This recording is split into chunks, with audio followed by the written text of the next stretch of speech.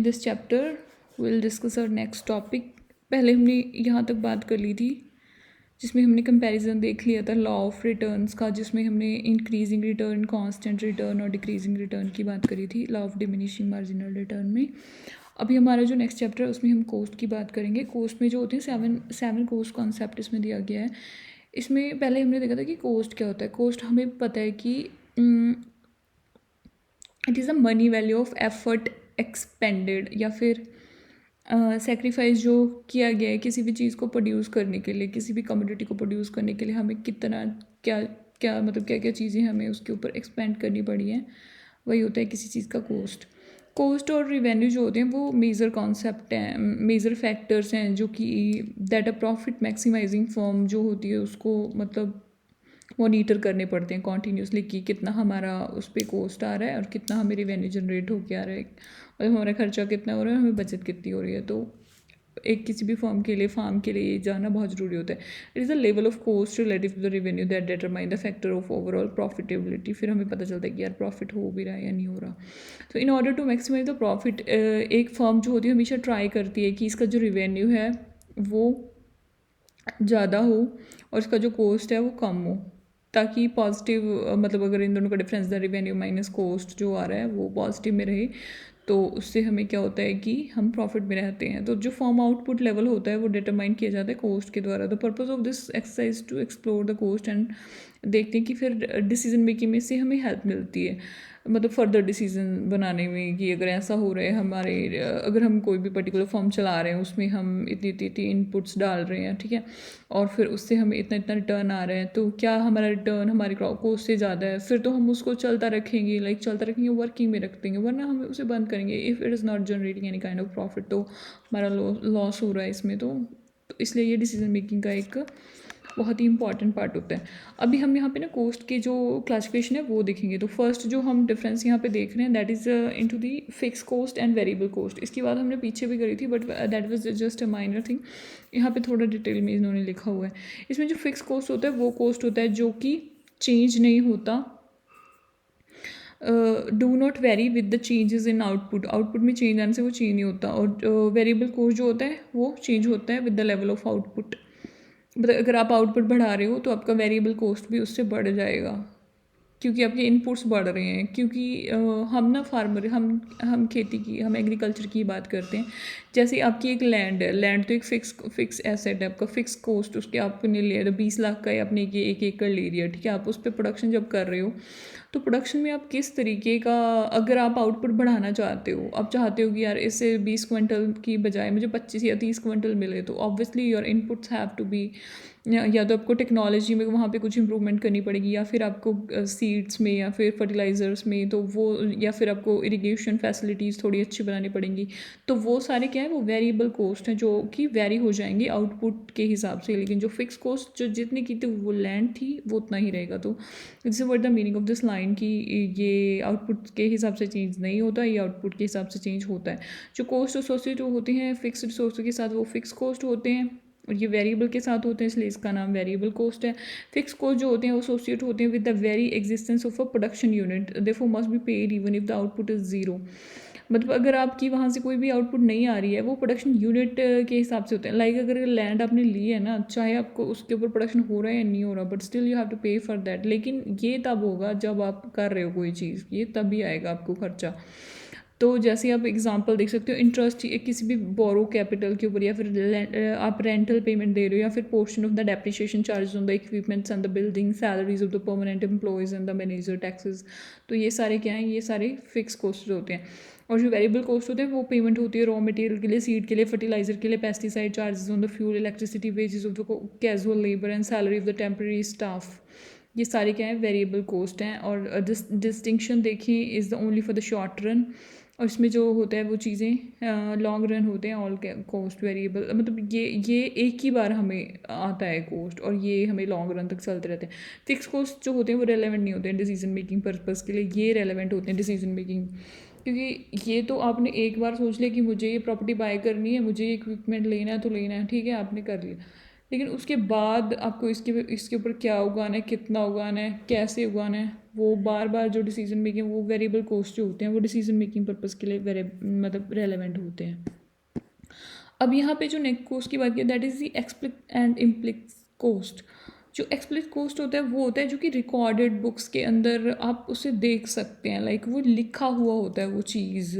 जैसे अगर आप किसी कंपनी की बैलेंस शीट देखते हैं, ठीक है, या फिर प्रॉफिट लॉस स्टेटमेंट देखते हैं, तो उसमें आपको अगर आपको शेयर मार्केट का थोड़ा भी ज्ञान हो, आई डोंट नो होगा या नहीं, तो उसमें अगर आप कोई शेयर ले रहे होते हो, ठीक है, तो उसमें आप क्या देख रहे होते हो, किसी भी कंपनी का प्रॉफिट या लॉस कितना है, उसकी आप उसकी इनकम स्टेटमेंट देखते हो ना, कि ये कंपनी की सेल्स कितनी हो रही है, इसमें प्रॉफिट कितना आ रहा है, इसमें लॉस कितना आ रहा है, वो सारी चीज़ें हम उसका देख रहे होते हैं जब हम उसका एनालिसिस करते हैं। तो उसके उसकी बुक्स के अंदर जो चीज़ रिकॉर्ड, उसकी बैलेंस शीट के अंदर जो चीज़ रिकॉर्डेड हमें मिल जाए, वो वाले कोस्ट जो हम रिटर्न में दिखा रहे होते हैं, वो वाले कोस्ट क्या होते हैं, एक्सप्लिक कोस्ट होते हैं, जो कि रिकॉर्डेड होते हैं बुक्स के अंदर, जो कि एक्चुअल ट्रांसफ़र मनी का दिखा रहे होते हैं। और जो एक्सप्लिक या फिर नॉमिनल कोस्ट जो होते हैं, वो do not represent the full economics cost, economical, ये पूरे के पूरे कोस्ट को नहीं दिखा रहा होता, ठीक है। That should be consider in A given decision. किसी भी डिसीजन में जितने भी लेंगे वो पूरे पूरे कोस्ट नहीं दिखा रहा होता, वो बस मोटा मोटा हम हिसाब लगाते हैं कि इतना हो रहा होता है। उसके बाद क्या होता है कि इसके ऊपर actual outlay of the cash relevant for manager to exercise control over it. तो मतलब ये सारी चीज़ें तो पता रहती हैं।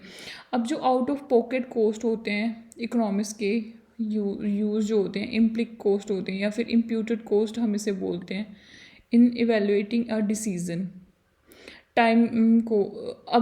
अब देखो ये सारे तो हमने लिख के दिखा दिए, लेकिन मान लो आपने ना एक लैंड ली है, ठीक है, आप अपनी ही लैंड को आप यूज़ कर रहे हो, आपने वहाँ पे एक फर्म लगा दी। अगर मान लो आप वो लैंड रेंट पे देते तो आपको वहाँ से क्या आता, उसका रेंटल कॉस्ट आपको आता है ना, आपको उसका किराया आना था, लेकिन आपने क्या कर रखा है, एक फार्म में दे रखा है, तो आप वो कॉस्ट वहाँ पे जोड़ नहीं रहे होते हो कि मेरी कॉस्ट का मैं लैंड भी मतलब ठेका भी इसमें जोड़ूँ, तो आप जोड़ते नहीं हो उसको। आप अपने घर ही की बात लगा लो, आप अपने अगर घर में रहते हो तो अगर आप इसको रेंट पे दो तो आपको इससे पैसे आने हैं ना, लेकिन आप किसी भी बुक्स में ये रिकॉर्ड नहीं रखते होते। तो इस टाइप का जो कॉस्ट होता है, जो कि चीज़ आपको पैसे बना के दे सकती है, लेकिन आप उसको गिन नहीं रहे हो, लाइक आप उसको काउंट नहीं कर रहे हो, कहीं भी वो रिटर्न चीज़ नहीं है। जैसे आप खुद एक अपनी कंपनी है, आप उसमें काम कर रहे हो, तो आप अपनी सैलरी भी उसमें काउंट करो ना, कि अगर आप किसी और के लिए काम करते हो तो how much you would be paid for that, तो आप उससे भी कमा रहे होते हो, तो फिर वो वाला भी आप, लेकिन ये सारी चीज़ें आप नहीं लिखोगे अपनी बैलेंस शीट में, उसके ऑनर जो होते हैं वो नहीं लिखते। जैसे बैलेंस शीट हम कंपनी के देखते हैं तो वो सारा कुछ वहाँ पे नहीं लिखा था। तो ये सारी चीज़ें जो नहीं लिखी रहती, जो रियल में होती तो हैं, वो होते हैं इम्प्लिक कोस्ट, और जो लिखा रहता है वो होते हैं एक्सप्लिक्ट। आई थिंक आपको एक सिंपल लैंग्वेज में ये समझ आ गया होगा, आगे उन्होंने यही लिखा हुआ है, ठीक है। उसके बाद आते हैं डायरेक्ट कोस्ट और इनडायरेक्ट कोस्ट। डायरेक्ट कोस्ट होते हैं जो which can be directly attributed to the production of a given product, किसी भी प्रोडक्ट के लिए मतलब डायरेक्टली वहाँ पे लगे हुए हैं। जैसे raw material, seed, fertilizer, labor input, machine time involved in the production of each unit can easily be determined। तो इससे हमें पता चलता है डायरेक्ट कोस्ट इतना है। There are certain cost like यहाँ पे डेप्रिसिएशन भी हो रहा होता है मशीनरी का, बिल्डिंग का, इलेक्ट्रिसिटी चार्जेस लग रहे होते हैं, एडमिनिस्ट्रेटिव एक्सपेंसेस होते हैं, स्टेशनरी चार्जेस होते हैं, that can not easily and accurately be separated and attributed to the individual unit of production except in the attributed at arbitrary basis. तो जब हम रेफर कर रहे होते हैं to the separable cost of the first category, accountant call them direct if a prime cost per unit। the joint cost of the secondary category is referred to the indirect या फिर overhead cost। देखो यहाँ पे पता क्या चीज़ ज़रूरी है, यहाँ पे दूसरा नाम जो लिखा हुआ ना वो याद रखना बहुत ज़रूरी है। कई बार इससे पूछ लेते हैं कि ओवरहेड कोस्ट कौन से होते हैं, तो उनको कहते हैं इनडायरेक्ट कोस्ट। डायरेक्ट कोस्ट क्या, और डायरेक्ट का तो नाम डायरेक्ट ही लिखा हुआ इसमें, और इनडायरेक्ट का लिखा है ओवरहेड कोस्ट, जो कि हम काउंट नहीं करते। ये सारे तो हम काउंट कर लेते हैं, और दूसरे जो होते हैं जैसे ये छोटा मोटे चार्जेस जो है ना, स्टेशनरी का, डेप्रिसिएशन का, मशीनरी, बिल्डिंग, ये सारे, तो ये सब नहीं देख रहे होते, तो ये सारे होते हैं overhead cost. Not exactly synonymous to the economics refer to the variable and fix, वो उससे रिलेटेड नहीं है, ठीक है। इसमें भी एक चीज़ आई थी एक्सप्लिट और इम्प्लिक के अंदर, इसमें जो आया था इम्प्यूटेड कोस्ट, ठीक है। अब इसको दूसरा नाम दिया गया था इम्प्यूटेड कॉस्ट। तो इस टाइप की चीज़ें आप थोड़ा ध्यान रख सकते हैं, ऐसे क्वेश्चन पूछे जा सकते हैं। और यहाँ पे ओवरहेड कोस्ट इसे बोलते हैं। अब यहाँ पे private cost versus social cost की बात की। प्राइवेट कोस्ट हमें पता है कि जो कि डायरेक्टली किसी भी इंडिविजुअल फॉर्म में जो रिलेवेंट एक्टिविटीज़ हो रही हैं उस पर जो कोस्ट आ रहा है that is the private cost. जैसे कि और एक्सटर्नल, जैसे आप आपकी पोल्ट्री फार्म है उस पर जो कोस्ट आ रहे हैं ऑब्वियसली वो प्राइवेट कोस्ट होंगे, आपने खुद बना रखे हैं। उसके बाद जो एक्सटर्नल कोस्ट होते हैं on the other hand are pass to the person not involve in the activity or indirectly way they are pass to the society at the large.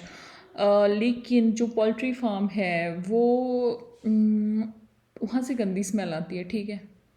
और अगर आप वैसे तो कहते हैं कि इसकी जो वो होती है, इसका जो वेस्ट प्रोडक्ट होता है it is good for it is a good fertiliser, but कई बार जो होता है ना, मतलब it is not good for the land also, क्योंकि ये लैंड का भी डिग्रेडेशन कर होता है, क्योंकि इसमें भी एक काइंड तो अमोनिया का अमाउंट शायद ज़्यादा होता है। तो ये सारी चीज़ें हैं, तो ये एक्सटर्नलिटी कॉज भी करता है नेचर को, वहाँ से स्मेल भी आ रही होती है। वहाँ पे जो सोशल लोग हैं आसपास उधर रहने वाले हैं उनका जीना मतलब हराम ही होता है, ऐसा मान सकते हो आप। और तो वो सारा जो कोस्ट हो रहा है वो सोशल लोगों की लाइफ को इफेक्ट कर रहा है, तो उसे हम क्या बोल सकते हैं, सोशल कोस्ट बोल सकते हैं। प्राइवेट कोस्ट तो उस बंदे ने इसको लगाने में जितना लगाया that is the private cost. अब यहाँ पे रेलेवेंट कोस्ट और इररेलेवेंट कोस्ट लिखा हुआ है। रेलेवेंट कोस्ट जो होता है डिसीजन मेकिंग पर्पज़ के लिए होता है कि हाँ इसको हम काउंट करते हैं फिर जाके हम आगे डिसीजन बनाते हैं, तो ये थोड़ा रेलेवेंट है। और कुछ कुछ चीज़ें तो हम देखते भी नहीं तो फिर भी हम डिसीजन बना ही लेते हैं, तो वो सारी बातें हैं, तो वो सारे होते हैं इररेलेवेंट कोस्ट। अब जो डिसीजन मेकिंग पर्पज़ के लिए लगते हैं which occurred as result of decision under consideration and these cost are also referred as incremental cost. These are the three main category of the relevant या फिर incremental cost. जैसे हम देख लेते हैं present period explicit cost, opportunity cost, implicitly involve in the decision and future cost implication that flow from the decision costs that have been incurred already and costs that will be incurred in future regardless of the present decision or the irrelevant cost। I think आपको समझ आ गया होगा क्या लिखा हुआ उसमें। Opportunity coast को हम आगे भी देखेंगे क्या होता है, वहाँ पे आपको ज़्यादा समझ आ जाएगा, ठीक है। Separable and the common cost. अब cost that can be classify on the basis of their traceability, मतलब जिसको हम बांट सकते हैं आगे। Cost that can be easily attribute to a product division या फिर process is called the separable cost. जैसे हम फर्टिलाइज़र को अलग कोस्ट दे दें, हम किसी दूसरी चीज़ को अलग कोस्ट दे दें, मतलब जिसको हम डिवाइड कर सकते हैं आगे आगे आगे, उसे बोलते हैं हम सेपरेबल कोस्ट। और कॉमन कोस्ट होता है कि यार कॉमन ही है, इतना सा आ जाएगा, इसे हम किसी इसमें डिवाइड नहीं करें। जैसे हम देख रहे होते हैं ना, जैसे हम किसी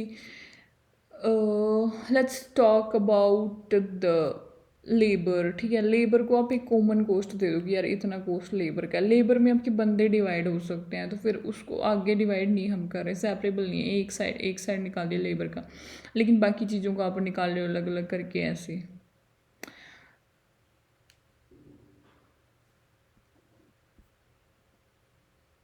उसके बाद आता है opportunity cost and actual cost. Opportunity cost होता है कि जैसे आपके पास ना दो चॉइसेस थी, फिर आपने एक चॉइसेस ना मान के अपने दूसरी चॉइस को आपने एक्सेप्ट कर लिया, तो जो पहले फोरगोन वैल्यू हुई है, पहले की क्या हुई है फोरगोन वैल्यू, तो मतलब आपने उसकी अपॉर्चुनिटी को लूज़ करके दूसरी को एक्सेप्ट किया, तो वो जो कोस्ट था वो पहली वाली का दैट इज़ अपॉर्चुनिटी कोस्ट की। वहाँ से भी आपको इतनी चीज़ आ सकती थी, फिर आपने उसको एक्सेप्ट नहीं किया, आपने दूसरे को एक्सेप्ट किया, तो वही होता है opportunity cost. Opportunity cost refer to the value of the benefit of a foregone alternative, कि जो अल्टरनेटिव चला गया फोरगोन है उसकी जो वैल्यू है that is the opportunity cost. The cost of using one resource in production of a product is the return that would have been received from the same resource if it is used in the most profitable alternative use। मतलब alternative में से हम कौन सा alternative choose कर रहे हैं और उसकी वजह से हम दूसरे को डिस्कार्ड कर रहे हैं, तो उससे जो हमें प्रॉफिट हो सकता था जो हमने नहीं एक्सेप्ट किया that is the opportunity cost. So it is the cost equivalent to the return foregone from the next best alternative. So actual cost are the cost actually increased by spending cost। अब यहाँ पे 7 production coast concept दिए हुए, इसमें कौन कौन से coast होते हैं। पहले तो total variable cost. Variable cost हमें पता है। अब टोटल क्या हो गया, जिसमें सबको ऐड कर देंगे वही हो गया। नाम से यहाँ पे सब कुछ क्लियर हो जाएगा, कोई आपको ज़्यादा इसमें दिमाग लगाने की जरूरत नहीं है। टोटल वेरिएबल कोस्ट और उसमें हम उसकी एवरेज ले लेंगे, सबको जोड़ देंगे तो हो जाएगा टोटल। टोटल फिक्स कॉस्ट में फिक्स कॉस्ट है और टोटल है तो मतलब बहुत सारी चीज़ों का होगा तो टोटल फिक्स हो गया। टोटल कॉस्ट फिर इन दोनों का सम हो जाएगा, total variable plus total fix का टोटल कॉस्ट। उसके बाद एवरेज वेरिएबल में देखेंगे तो यहाँ पे तो टोटल नहीं था, अब एवरेज में क्या करेंगे, इसको नंबर ऑफ वेरिएबल जो आपके चीज़ें थी उससे डिवाइड कर देंगे। एवरेज फिक्स में भी ऐसे करेंगे, नंबर ऑफ थिंग्स से डिवाइड कर देंगे तो एवरेज निकल के आ जाएगी, टोटल सीधा सा होता है। उसके बाद एवरेज टोटल कॉस्ट या फिर एवरेज कॉस्ट क्या हो गया, टोटल कॉस्ट में भी वैसे कर देंगे, इन दोनों का सम कितनी है, दोनों की कॉस्ट कितनी है, सबका नंबर वहाँ से डिवाइड कर देंगे। मार्जिनल कॉस्ट क्या होता है, मार्जिनल का मतलब हमने पिछले लेक्चर में बात की थी, एक एडिशनल यूनिट रिटर्न को बढ़ाने में हमें कितना इनपुट लगा है, दैट इज़ द मार्जिनल। कि किसी एक चीज़ को प्रोडक्शन को करने के लिए हमें और कितना क्या इनपुट यूज़ करना पड़ा, वो होता है मार्जिनल। अब यहाँ पे हम इसकी ब्रीफली बात करेंगे हर एक कॉस्ट की। तो टोटल कॉस्ट में लिखे थे total cost are the sum of total variable cost and the total fix cost. इसमें क्या होता है, इसमें सम होता है टोटल वेरिएबल और टोटल फिक्स का। अब टोटल वेरिएबल क्या होता है, this are also called the out of pocket. इसे हम क्या बोलते हैं, आउट ऑफ पॉकेट कॉस्ट बोलते हैं, क्योंकि ये वेरिएबल है ना तो इसलिए। The total variable cost represents the sum of expenditure on the variable input for any level of output. These are the short run cost, and because of the farmer has control of all the variable input, the total variable cost must be covered in the short run. या फिर farmer will not incur expenditure on this variable inputs. अब जो total fix cost है इसमें some of expenditure will be incurred irrespective of the output level and these are the relatively long run cost. अब total fix cost क्या है, long run cost है, ये क्या है, शॉर्ट रन होते हैं। ये देखो लॉन्ग रन में जैसे क्या हो गया, जैसे आपने एक बार लैंड खरीदी, उस पर लगा दिए पैसे, फिर वो लॉन्ग टाइम तक आप ही किए ना तो उसमें कोई प्रॉब्लम नहीं है। वेरिएबल में क्या होता है, एक साल प्रोडक्शन किया उसमें variable cost even 6 month we can say है ना, 6 महीने किया फिर से कॉस्ट चेंज, दोबारा किया और कॉस्ट। तो वेरिएबल क्या होते हैं, शॉर्ट रन के लिए होते हैं, ये क्या होता है, लॉन्ग रन के लिए होता है। मार्जिनल कॉस्ट क्या होता है, marginal cost the additional cost necessary to produce 1 more unit of the output. तो एक यूनिट और ऐड करने के लिए जो होता है वो होता है मार्जिनल। मार्जिनल कॉस्ट डिपेंड करते हैं डार्ली on the nature of production function and the unit cost of the variable input. Marginal cost is compromise entirely on the variable cost. No fix cost are part of marginal cost. Fix cost इसका part नहीं होते because they are neither increase not decrease by the additional production. अब यहाँ पे average variable cost क्या होता है, average variable cost is worked out by dividing total variable cost by amount of output. इसमें क्या करते हैं हम, इसमें हम कर रहे होते हैं एवरेज लिखा हुआ है ना, तो हमने टोटल वेरिएबल को हम क्या कर रहे हैं, अमाउंट से, आउटपुट से हम इसे डिवाइड कर देते हैं कि आउटपुट कितनी आई है। तो हम यहाँ पे लिख देंगे total divide by output. Total variable cost divide by output is what, it is average variable cost. It varies with the level of production, हमें पता ही था जो वेरिएबल होता है वो चेंज होता है प्रोडक्शन के साथ। वेरिएबल कॉस्ट जो होता है इन्वर्सली रिलेटेड होता है एवरेज फिजिकल प्रोडक्ट के। Average physical product is increasing तो एवरेज वेरिएबल कॉस्ट डिक्रीज होता है।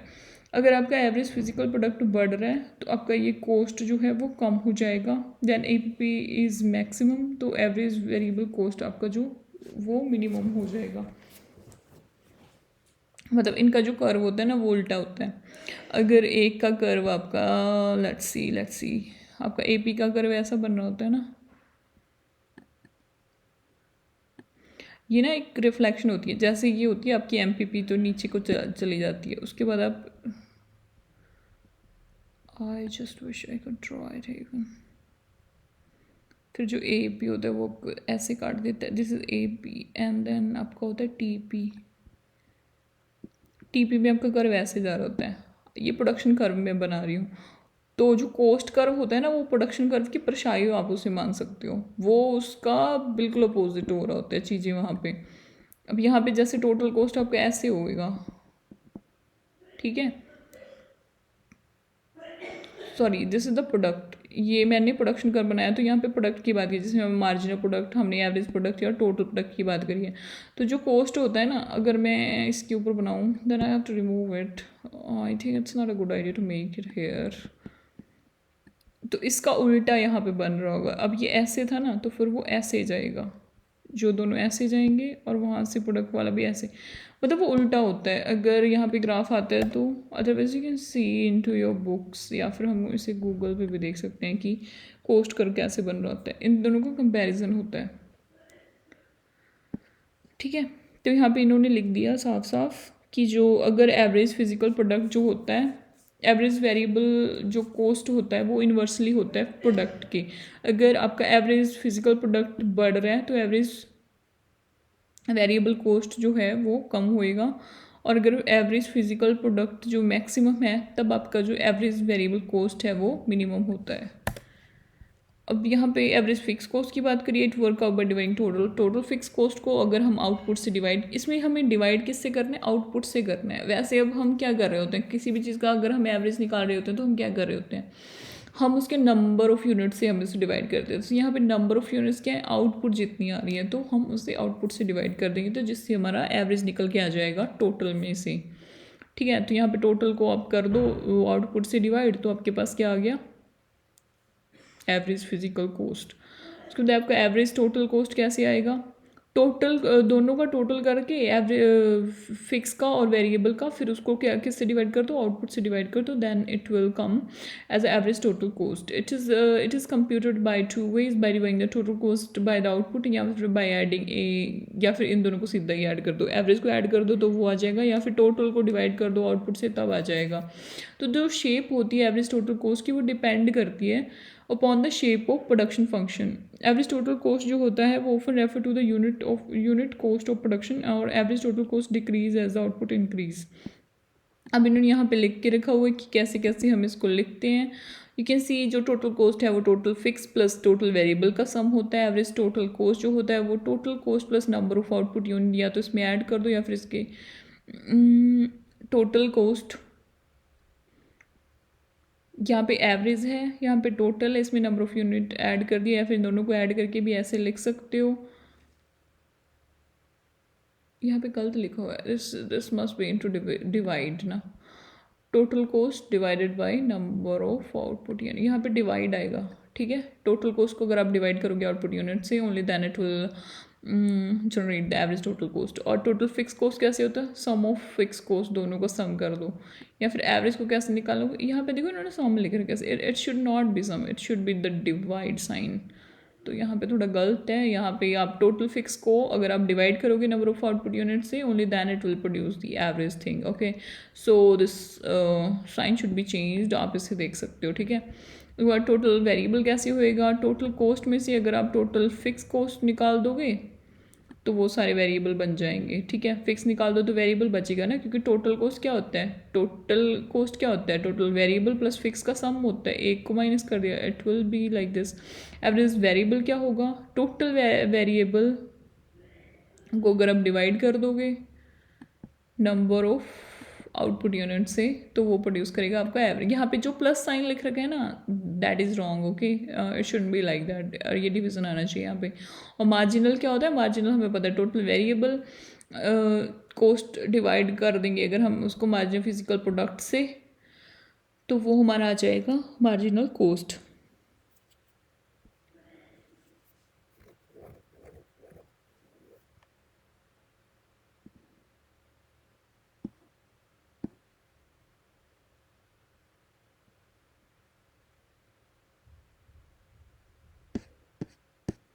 उसके बाद इनके बीच में रिलेशनशिप लिखी हुई है कि इनके बीच में क्या रिलेशनशिप है। वैसे तो आप एक दूसरे को इधर उधर करके भी रिलेशनशिप बना सकते हो ना, कि फॉर्मूला से आप रिलेशनशिप बन सकते हो। आई थिंक वही इसके अंदर लिखा होगा, but still we will see once.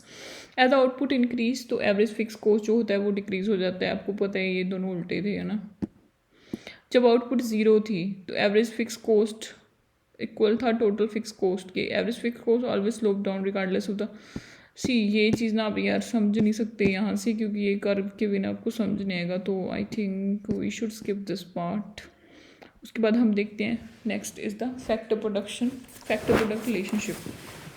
वैसे ये सारी चीज़ें आपको अगर फॉर्मूले आते हैं तो आप इसका आइडिया लगा के इसको कर सकते हो, पर अब बिना कर्व के इन दोनों को समझना हार्ड है। और शायद ट्राई करेंगे कि हम नेक्स्ट में कर्व बना के फिर इसे दें, क्योंकि इसमें नहीं बने हुए, नहीं बनाई can't draw, so that's not possible.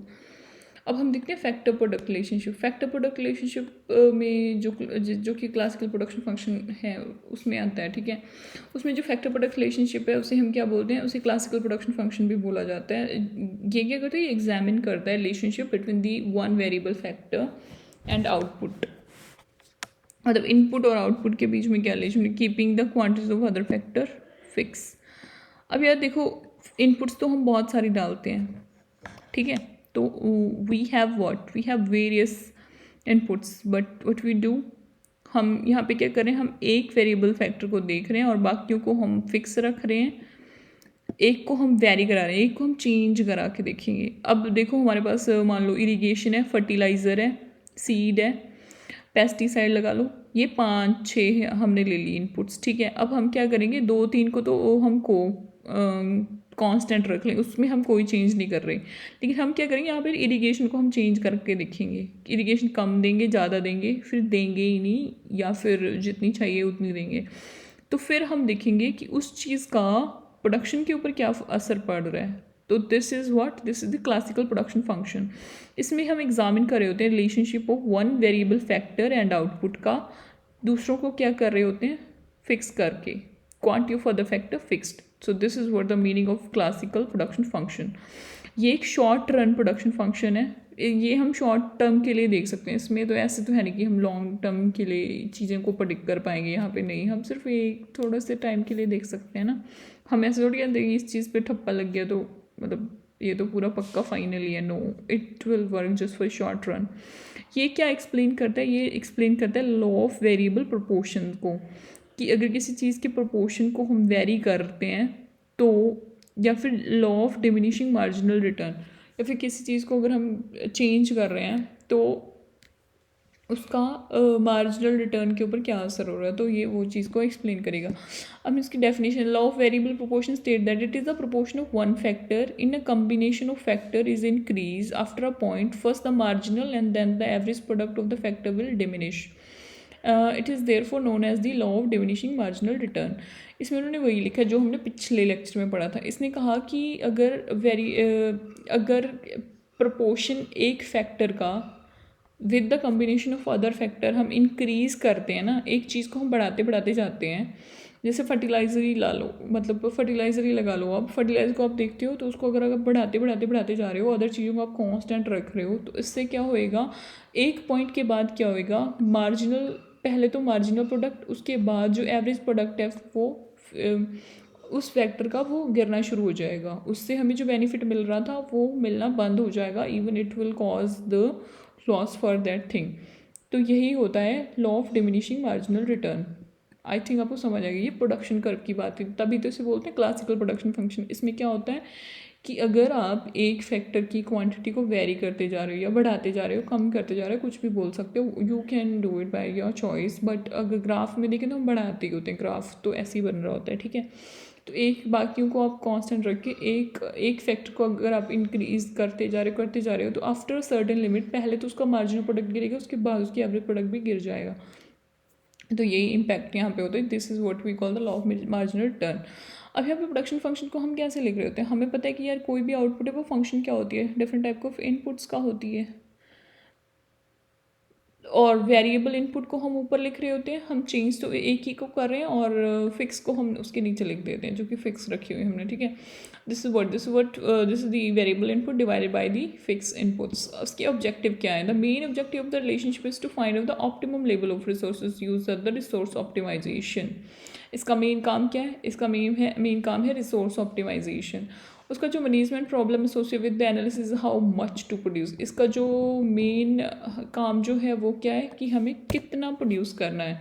अब यहाँ पे ना इन्होंने एग्जांपल देके समझा रखे हैं, इन्होंने एग्जांपल में इनपुट्स लिए हैं, फिर उसकी आउटपुट देख रखी है कितनी आई है, फिर मार्जिनल तो सबका एक एक ही बढ़ रहा है, ठीक है, बढ़ ऑब्वियसली है ना, एक एक ही बढ़ेगा, मार्जिनल में क्या होता है, एक एक इनपुट बढ़ाने से फिर आउटपुट पे क्या असर हो रहा है। देखो पहले तो क्या हो रहा था, बढ़ रही है output, see first it is increasing marginal out 2 3 4 and then it become constant 5 पे आएगी, फिर क्या हो गई, डिक्रीज होना शुरू हो गया। तो वही चीज़ है उस कर्व के अंदर, पहले तो क्या होता है कि मार्जिनल आउटपुट जो होती है वो बढ़ती है, फिर क्या हो जाती है, कांस्टेंट, उसके बाद नीचे गिरना शुरू हो जाती है।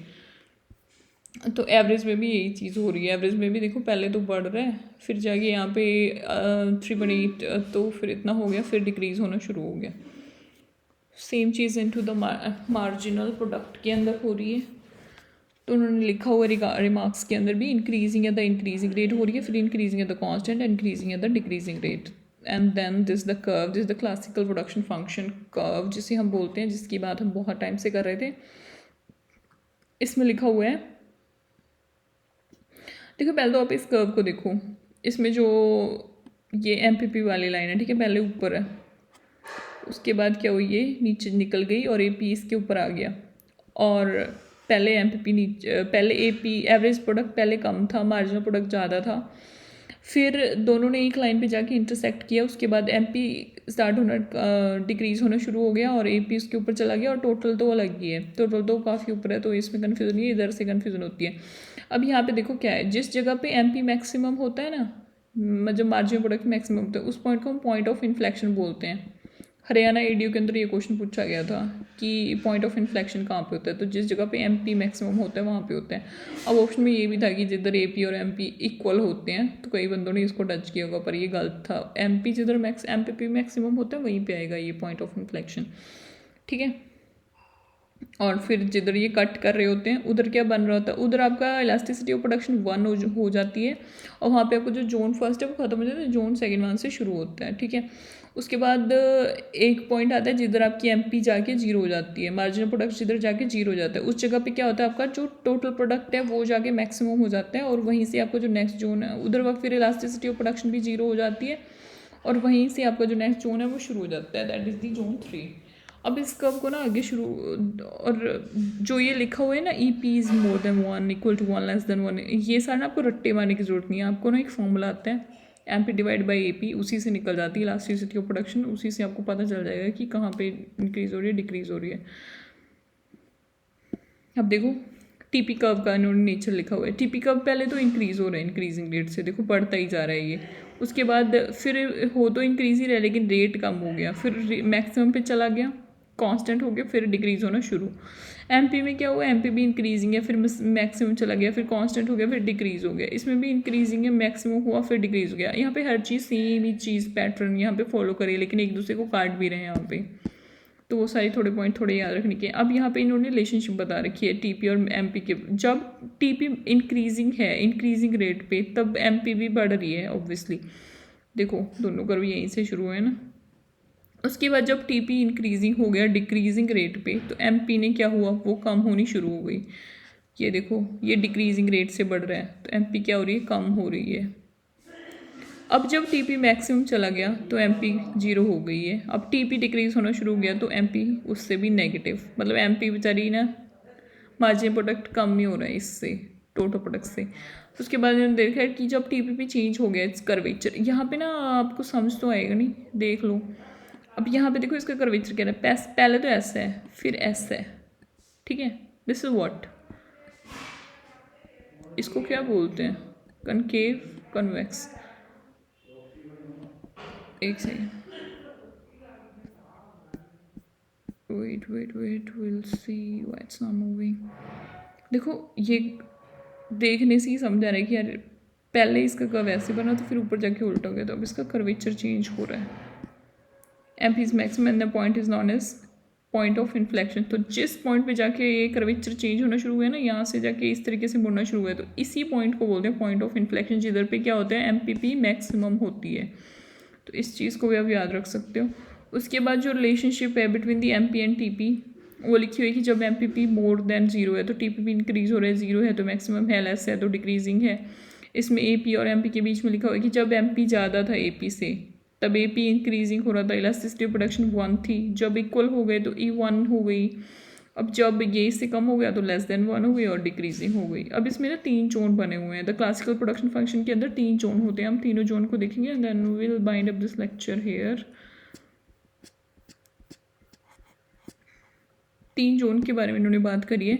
तो जोन फर्स्ट जो है इसमें क्या है, इंक्रीजिंग रिटर्न की बात करी है, this the region start with the point of region से ये शुरू होता है और एंड हो जाता है एवरेज प्रोडक्ट जब इसका हाईएस्ट पॉइंट पे पहुंच जाता है, M P P is equal to M A P हो जाती है यहाँ पे फर्स्ट पे, देखो you can see here zone जब दोनों काटना शुरू हो जाते हैं ना, देखो फिर यहाँ पे जाके तो यहाँ पे ये एंड हो जाता है जब दोनों इक्वल हो जाते हैं। पहले क्या होता है, AP ज़्यादा होता है, पहले MP ज़्यादा होता है, AP कम होता है, यही यहाँ पे लिखा हुआ है, बस उसी को एक्सप्लेन किया, ज़्यादा इसमें कुछ नहीं।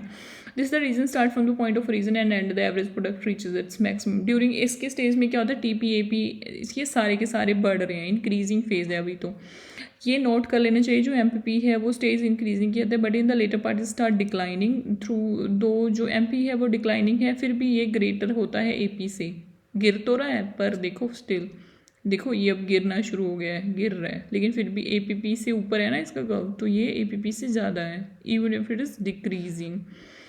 तो यही इसमें लिखा हुआ है, increase to the region and indicating the efficiency of all the variable input keep on increasing. तो इससे हमें क्या पता चल रहा है कि इसमें हम जो भी वेरिएबल इनपुट्स डाल रहे हैं ना, उस इसकी जो एफिशिएंसी है वो ज़्यादा ही है, वो बढ़ ही रही है। तो स्टार्टिंग में जो फर्स्ट जोन आएगा ना, इसमें हमारा प्रोडक्शन बढ़ता जाएगा, ठीक है। उसके बाद स्टेज ऑफ डिक्रीजिंग रिटर्न, उसके बाद डिक्रीज होना शुरू होएगा रिटर्न हमारा। इस ये जो रीज़न है ये फर्स्ट जोन के एंड से उसके बाद स्टार्ट होता है, जब MPP AP के इक्वल हो जाते हैं तो उसके बाद जो पॉइंट होता है वो शुरू होता है, फिर MP यहाँ पे 0 जाता है और TP यहाँ पे मैक्सिमम हो जाता है, तो वहीं पे जाके ये एंड हो जाते हैं। इस जोन के अंदर क्या होता है, TPP कंटिन्यू इंक्रीज हो जाती है लेकिन डिक्रीजिंग रेट से होती है, और MP और AP तो डिक्लाइन ही हो जाते हैं दोनों ही, लेकिन पॉजिटिव रहते हैं, इसमें नेगेटिव नहीं हुआ अभी। थर्ड के अंदर जाके MP नेगेटिव हो जाता है और ये भी डिक्लाइन हो जाता है। MP यहाँ पे क्रॉस कर जाता है 0 को और नेगेटिव बन जाता है थर्ड स्टेज के अंदर। अब इन तीनों स्टेज को रैशनल इररेशनल जोन कैसे बोला जाता है। जोन थर्ड जो है हमारा, उसको हम इररेशनल जोन बोलते हैं। जोन फर्स्ट जो है वो भी इररेशनल है, मतलब ये दोनों ही मतलब ठीक नहीं है, दोनों इस जोन के अंदर हमें खेती नहीं करनी, ठीक है, क्योंकि इरेशनल जोन है, क्योंकि इस जोन के अंदर जो TP है वो टोटल प्रोडक्ट जो है वो डिक्रीज़ कर रहा है, और जो MP है वो नेगेटिव हो रहा है, जो कि इंडिकेट कर रहा है कि अगर आप एडिशनल क्वांटिटी डाल रहे हो ना किसी भी इनपुट की, तो वो रिड्यूस कर रहा है आपके आउटपुट को। So it is not advisable to operate in this region, इस रीजन में आप ऑपरेट ना करो। If the additional quantity of input are available free of cost, अगर आपको फ्री में भी कोई पानी देने कि आपको मेरे पास बहुत इरीगेशन वाटर अवेलेबल है, अगर आप इसे अपने खेत में लगा लो, तो नो, आपको नो बोलना चाहिए, क्योंकि अगर आप कोई भी एक्स्ट्रा इनपुट ऐड कर रहे हो ना, तो उससे आपके खेत को नुकसान हो रहा है। उस स्टेज पे ये चीज़ पहुंच जाती है उस टाइम पे, तो कोई भी एक्स्ट्रा इनपुट ऐड करने से आपको लॉस हो रहा होता है। ये स्टेज है जोन 3 की स्टेज होती है। अगर इसमें फार्मर ऑपरेट करता है तो इसमें वो डबल लॉस होता है। डबल लॉस उसका कैसे हो रहा है, एक तो उसका प्रोडक्शन कम हो रहा होता है, और एक उसकी इनपुट कॉस्ट और लग रही होती है कि उसने उससे पानी खरीद के लगाई या फ्री में, चलो खरीदा भी नहीं, फ्री में लगाए या कोई और इनपुट डाली है खरीद के डाली है, तो वो फिर डबल लॉस हो रहा है। एक तो कॉस्ट ऑफ प्रोडक्शन बढ़ गया, एक उसका प्रोडक्शन वैसे नहीं बढ़ रहा। तो फॉर एग्ज़ाम्पल कैनाल एरिया में रहते हैं, उस इसमें जोन करें तो एक्सेस वाटर है, तो उससे उसका जो है प्रॉफिट रिड्यूस होता है। वही बात है कि पानी फ्री में भी है तो नहीं लगाना। उसके बाद आता है जोन 1, ये भी इरेशनल जोन है, क्योंकि इसमें APP इंक्रीज़ हो रहा है इस जोन के अंदर थ्रू आउट द जोन, हमने देखा था है ना। ये इंडिकेट कर रहा है efficiency of all the variable input keep in increasing, इससे बढ़ रही है। So the farmer should not stop in this zone, इस जोन में उनको रोकना नहीं चाहिए। And then he must produce up to the level where APP is maximum. तो मतलब यहाँ बढ़ ही रहा था ना, तो फार्मर को वहीं तक जाना चाहिए जिधर APP मैक्सिमम हो जाए। अगर input use should be continue until the zone 2, अब जोन 2 तक इनपुट यूज़ को कंटिन्यू कर सकते हैं, तो it is not reasonable to stop using an input. तो यहाँ पे हम किसी भी इनपुट को यूज़ करना बंद नहीं कर सकते कि हाँ इसमें आप बंद कर दो, क्योंकि इसकी एफिशिएंसी वो इंक्रीज़ हो रही है। If it stop in the region, तो some of the resources will remain unused and underutilized. क्योंकि अगर यहाँ पे अगर आप किसी भी चीज़ को क्या बोलते हैं, आपके पास बहुत सारी इनपुट्स हैं, ठीक है, आपका यहाँ पे प्रोडक्शन तो बढ़ रहा था, लेकिन आपको लगा कि ये बढ़ता जा रहा है, उसके बाद जोन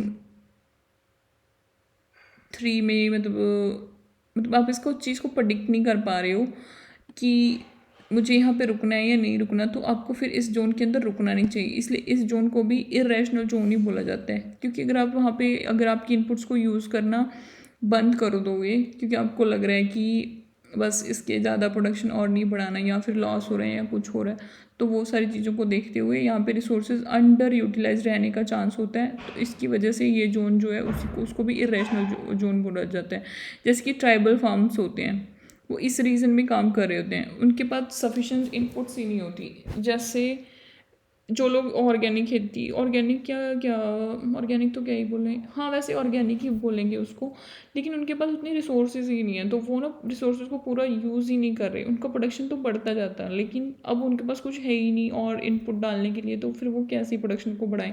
जैसे अगर आप नॉर्थ ईस्ट एरिया की बात करो, वहाँ पर जो राइस का प्रोडक्शन है that is very very less, वो उतना बिल्कुल बहुत कम प्रोडक्शन है, बस उनको उतना ही सब्सिस्टेंस फार्मिंग उससे बोल सकते हैं कि जितना उनको चाहिए बस वो उतना ही प्रोड्यूस कर रहे हैं।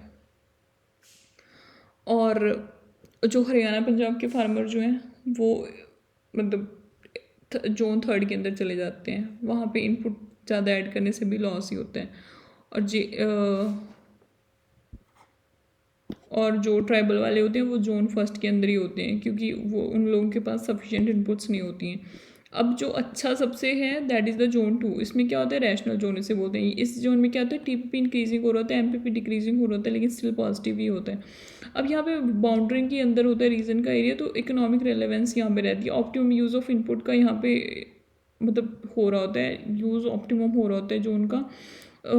तो it can be located in the input and output prices are known. तो इस जोन को हम एक रैशनल जोन या फिर प्रोडक्शन डिसीजन के लिए अच्छा जोन मान सकते हैं। उसके बाद इन्होंने समरी दे रखी है जोन 1 2 3 की। तो इसमें हमने जो वही जो कर्व के अंदर हमने ऑलरेडी पढ़ा है कि A P equal to M P है, A P equal to M P, फिर एम पी जाके जीरो हो जाती है, यहाँ पे जीरो से भी कम होना शुरू हो जाती है नेगेटिव। फिर इलास्टिसिटी ऑफ प्रोडक्शन की बात करिए, this is more than 1 less than 1, यहाँ पे भी लेस देन 1।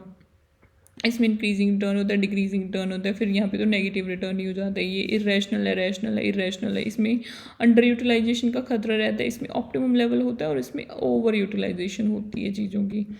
अब यहाँ पे optimum level of input use इन्होंने कैसे दिखाया हुआ है, देखो optimal level of input yield will be at stage where the cost of additional input at the value of additional product are equal।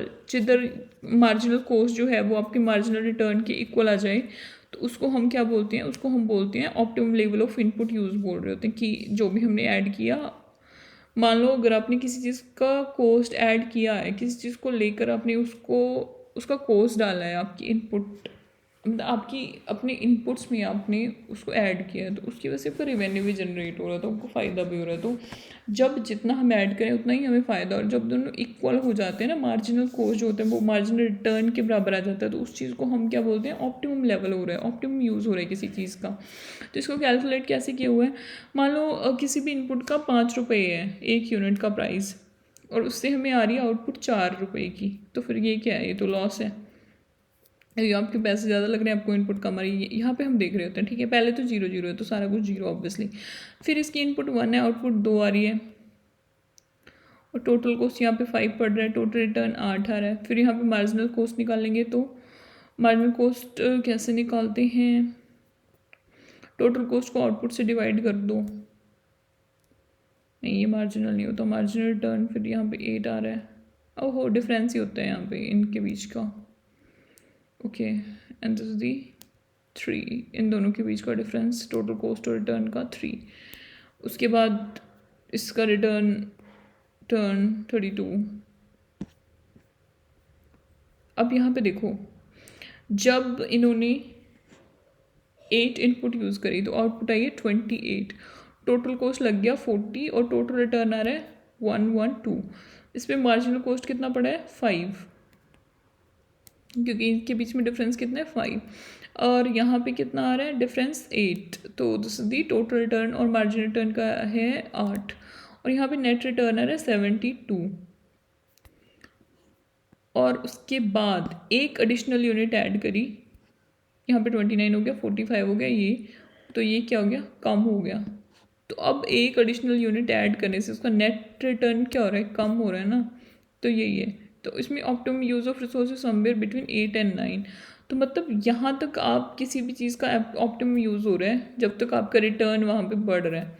अगर आपका रिटर्न यहाँ पे कम होना शुरू हो गया तो उसका मतलब उसके बाद आप इसका इनपुट को ऐड करना बंद कर दो, उसका कोई फ़ायदा नहीं है। तो यही बात है कि प्राइस ऑफ इनपुट इतना है, आउटपुट इतना दे रहे हैं। अगर आउटपुट ज़्यादा आ रहा है, फ़ायदे में आ रहा है, तो ये प्रॉफिटेबल होगा। अगर एक भी रिटर्न यहाँ पे कम होना शुरू हो गया तो ये एक लॉस का केस हो जाता है, फिर हम इसके बाद हम इसकी इनपुट ऐड करना बंद कर देते हैं। तो उन्होंने कहा है कि ऑप्टिमम यूज़ 8 और 9 के बीच में होता है। अब इसकी एप्लीकेशन क्या है इस लॉ की? इसकी एप्लीकेशन वाइडली एप्लीकेबल है एग्रीकल्चर के अंदर, जैसे कि हम देखेंगे इसे हम माइनिंग, फिशरीज़ के अंदर, या फिर बिल्डिंग इंडस्ट्री, या फिर अदर नेचर ऑफ सब, कोई भी इंडस्ट्री के अंदर हम इस चीज़ को लगा सकते हैं। ऐसा नहीं कि सिर्फ एग्रीकल्चर में ही लगा सकते हैं। It is therefore often remarked that the part that the nature play in a production corresponding to the diminishing return and the part which man play conform to the increasing return. इन्हें दे रखे कि अगर किसी चीज़, कोई चीज़ naturally हो रही होती है ना, तो उसमें तो हमेशा इंक्रीजिंग रिटर्न ही होता है। और कोई चीज़ अगर मैन उसको कंट्रोल करे, आदमी लोगों से करना, तो वहाँ पे क्या होता है कि इंक्रीजिंग रिटर्न होता है। ओहो ओहो ओहो, उल्टा बोल दिया। अगर किसी चीज़ को नेचर कंट्रोल कर रहा है ना, तो वहाँ पे डिमिनिशिंग रिटर्न होते हैं, क्योंकि नेचर में ऐसी चीज़ें होती हैं जिसकी वजह से एक पर्टिकुलर चीज़ के बाद वो चीज़ डिक्रीज़ होना शुरू हो जाती है। लेकिन अगर कोई मैन मेड चीज़ होती है ना, उसमें वो प्रोडक्शन बढ़ता ही जाता है। जैसे आप बैक्टीरिया प्रोडक्शन लगा लो, अगर बैक्टीरिया कोई भी कितनी भी इनपुट डालते जाओ, बैक्टीरिया हमेशा ज़्यादा प्रोड्यूस होने शुरू हो जाते हैं। लेकिन उसकी बड़ी रीज़न का होता है क्योंकि रिसोर्स वहाँ पे अनलिमिटेड होने चाहिए, क्योंकि रिसोर्स अगर लिमिटेड हो गए, खाना मिलना बंद हो गया, तो डिवीज़न कैसे होगी, तो वो भी रुक जाता होता है एक टाइम के बाद। तो ये वो चीज़ें।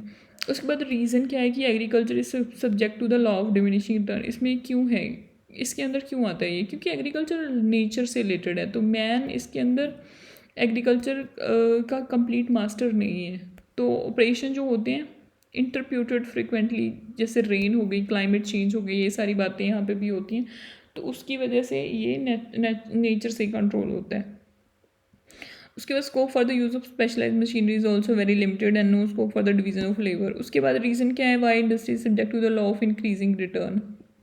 और जो इंडस्ट्रीज़ होती हैं जो कि मैन मेड होती हैं, वो क्यों इंक्रीजिंग रिटर्न से रिलेटेड होती हैं, जबकि जो एग्रीकल्चर है वो डिमिनिशिंग रिटर्न से रिलेटेड है। इसमें क्या होता है कि मैन्युफैक्चरिंग इंडस्ट्री होती है, इसमें मैन का जो फुलेस्ट स्कोप होता है, इसमें अपनी एबिलिटी को दिखा सकता है बंदा, इसमें अपनी एबिलिटी। इसमें डिवीजन ऑफ लेबर भी वो कर सकता है, इसमें मॉडर्न टेक्नोलॉजी भी यूज़ कर सकता है। इसमें वर्कर की जो कॉन्सेंट्रेशन होती है under the roof under supervision easy होता है, इफेक्टिव होता है। तो इसलिए जो यहाँ पे प्रोडक्शन हमेशा बढ़ता ही जाएगा। अगर आप इनपुट बढ़ाते हो तो प्रोडक्शन यहाँ पे कम नहीं होगा। लेकिन अगर एग्रीकल्चर के अंदर अगर इनपुट बढ़ाते हो तो प्रोडक्शन एक लेवल के बाद जाके पहले तो बढ़ेगा, फिर एक कांस्टेंट हो जाएगा, फिर डिक्रीज होना शुरू हो जाएगा। तो ये दोनों बातें करी हुई हैं। उसके बाद अगर इंडस्ट्री कुछ ज़्यादा ही एक्सपेंड कर दिया, अगर सुपरविजन डिफ़िकल्ट हो रहा है तो कॉस्ट ज़्यादा जाएगा, तो उसमें भी लॉ ऑफ डिमिनिशिंग रिजल्ट लगना शुरू हो जाएगा। तो कोई भी प्रूडेंट इंडस्ट्रियलिस्ट जो होता है वो इस चीज़ को, इस स्टेज को अलाउ ही नहीं करता कि वो आए वहाँ पे। तो इसलिए हम कह सकते हैं कि जो लॉ ऑफ रिटर्न होता है वो वाइडली एप्लीकेबल होता है in the agriculture sector in the earlier, और इंडस्ट्री के अंदर हम उसे लेटर स्टेजेस के अंदर देख सकते हैं। तो ऐसा नहीं है कि उसमें ये लगता नहीं, इसमें भी लगेगा, लेकिन वो एक काफ़ी सारी ग्रोथ होने के बाद वो लगता है। जैसे आप किसी भी किसी भी स्टॉक की बात करते हो, पहले आप किसी भी स्टॉक में ऐसा होता है, पहले उसके रिटर्न हमेशा बढ़ते जाते हैं, ठीक है, फिर एक पर्टिकुलर ग्रोथ होने के बाद वो इंडस्ट्री वहीं पे जाके रुकती है, फिर उसमें लॉस होना शुरू हो जाता है। तो उसका भी जो कर्व होता है ना किसी भी स्टॉक का, अगर आप एनालिसिस कर्व निकाल के देखोगे ना, तो उसमें भी वही बनता है प्रोडक्शन कर्व, फिर से ऊपर नीचे अप डाउन होता रहता है। अगर आप उसका सालों का कर्व निकालते हो ना, तो it will always look like this this this this this this, ऐसा बन रहा होता है। सो ये चीज़ हर जगह लग रही होती है। So that's it about this lecture, and उसके बाद हम नेक्स्ट लेक्चर में नेक्स्ट चीज़ देखेंगे।